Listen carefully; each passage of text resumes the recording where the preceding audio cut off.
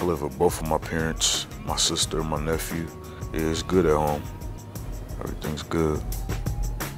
I'm thinking about going to colleges in Arizona or in Kansas, junior college. My freshman year, I came in the beach. I was a hooper, so I always came to school. And then sophomore, I kind of stopped liking basketball as much and started just getting into other things. Not bad things though, but you know, just wonder.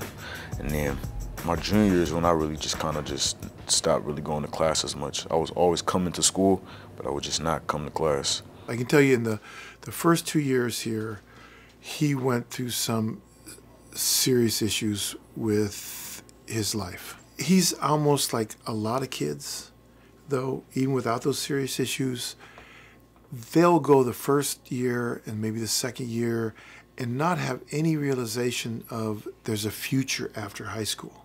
The more we help students to understand and cope with difficulties, the more that they're ready for the real world. And I think part of coping with that is to realize that even though you're having that particular situation, you still have to do some other things. Your first 2 years is not going to determine your production.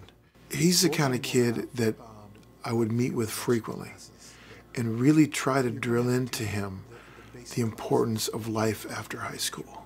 And then my senior year, which is right now, is when I started realizing that it could be too late, and I just wanted to turn it around. If there's issues that they're having or problems, I think to take time to listen to them. We all do that. And I think that we all support each other as teachers, as staff, and students. Man, I couldn't really think. I felt like I didn't really have to be here. Like I had bigger problems besides school. Just trying to work with families so that we can form a partnership, I believe in that, and to get students to see how important it is to be in school. Morning, Arvell. Good morning.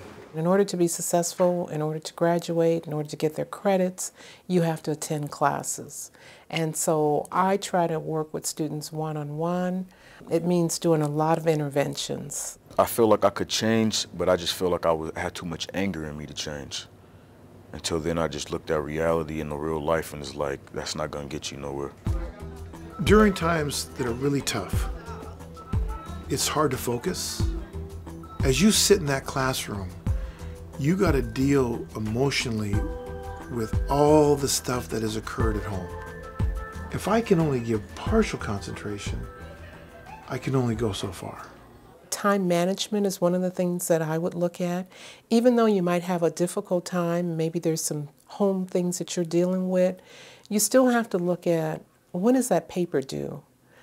I still need to go to class. And I had to go to class every day, do all my work, all my missing work, make sure I was studying for the quizzes to get a good grade, and just getting on the teacher's good side. The only true power in America is in education. Try to be there to support them, have them look at the brighter side instead of the negative side so much. And if they got a good mind, it's gonna all start coming to them. I usually will get permission from students and say, is it okay for me to let your teacher know? And they'll say, yeah, I want them to know. So then sharing that information, I think the more the teacher knows what's happening, the more they can help the student. So it's kind of like another opportunity opened up the door for me to get back at it again. There's always hope. There's always a reason for working towards your goals. I don't know a kid that hasn't made it, that didn't have a little luck on their side. A little luck in that they were provided a certain support at a certain time that helped them overcome that hurdle. I like going to school. Class is not as bad as I imagine it to be. It's actually pretty easy. And the students are really very receptive to people helping them. They always knew I had it in me. But for a minute, they probably felt like I was giving up on myself. But once I started showing them that, like, yeah, I want to do it, then they started working with me. Congratulations. You're going to graduate. I'm really proud of you. He got his act together. His grades went from barely surviving and not surviving some classes to making up what he needed to make up and receiving good grades, A's and B's. We have a direction. You have a direction in life, you know? And it wasn't easy, was it? I know I used to be good, so I just started thinking about stuff like that. And I just realized it wasn't too late to change.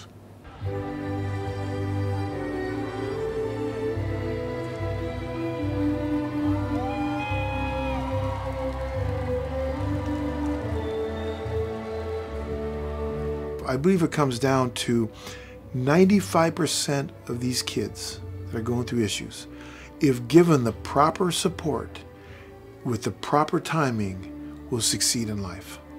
I know some kids probably act stubborn, like they don't hear them, when really it's like they're listening, but they're too caught up in the moment, but they're listening though. So it's just kind of like, just don't give up on the kid. Arvell John.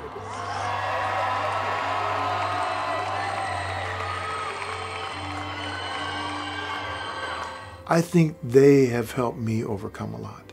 They've taught me that in adversity, you don't give up. That no matter what happens within my life, there's someone else that has it far worse. They give me way more than I've ever given them. What's that saying? Students don't care what you know until they know that you care about them. And I think that's very true. My son graduated. I feel good. I'm very proud of him. He did a great job. His success is great. Just hoping he continues that success and move on to the next challenge.